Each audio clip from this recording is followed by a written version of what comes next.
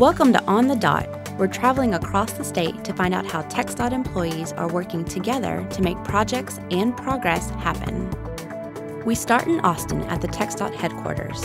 This spring, we hosted a statewide news conference to recognize National Work Zone Awareness Week, which raises awareness about safety precautions for workers and motorists in work zones. 108 cones were displayed to signify the number of people killed in highway construction and maintenance zones in 2009. 4 out of 5 work zone fatalities are drivers or their passengers. Speeding and inattention are the most common causes of these crashes. So don't be a statistic. Always pay attention and drive safe. Driving safe is also a priority when moving a big load.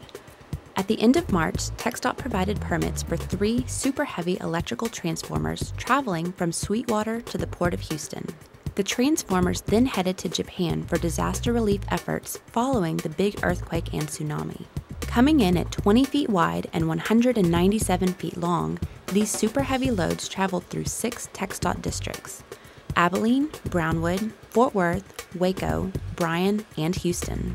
TxDOT's Motor Carrier Division issues permits to carriers for loads exceeding legal size and weight limits, working closely with the districts to make sure loads move across the state safely and efficiently. For more than a month, wildfires have been a dangerous issue throughout Texas. The wildfires that have ripped across the Lone Star State inflicted large-scale devastation. So far this year, more than 8,000 fires burned more than 1.8 million acres of land and charred hundreds of homes. Employees from 18 divisions and 3 regions have worked on fires. Our crews operated equipment, transported fuel, moved water, provided traffic control, and helped contain fires to save property and lives. Thank you for pitching in.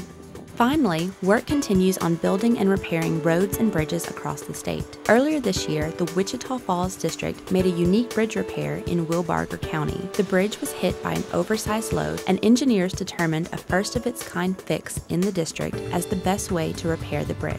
Mike Beaver, Wichita Falls District Bridge Engineer, explains what happened. A trucking company was hauling a component to a wind generator, and it was a little over height. Came through and damaged 3 of the 4 steel girders on this bridge. Once we came out and discovered the damage, that's when it was determined that we need to close the structure to any traffic. Sometimes whenever a beam is hit, a steel beam is hit, we can actually come out and straighten the beam and get it back into shape, and it will support its intended load. In this case, the beams were severely bent. Those sections had to be cut out and replaced. And so while those beam sections were removed, the structural integrity of the bridge was actually compromised. A couple of the diaphragms were torn away from the beam web. One of the webs was actually torn.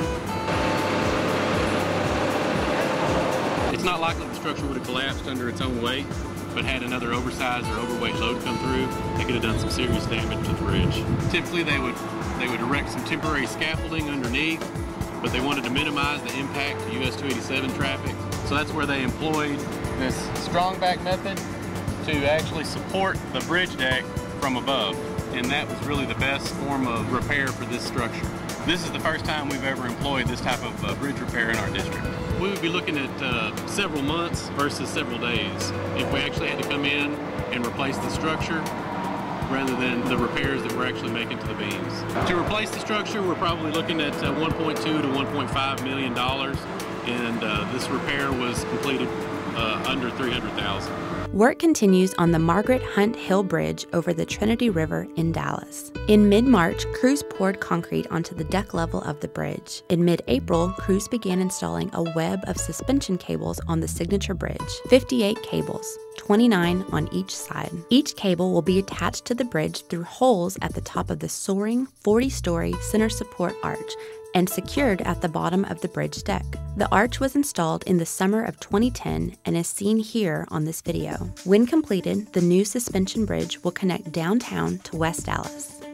Finally, the Houston District recently hosted a ribbon-cutting ceremony to celebrate the opening of the newly constructed direct connectors for the Beltway 8 US 59 interchange. This project provides greater mobility for the ever-growing population of Northeast Houston.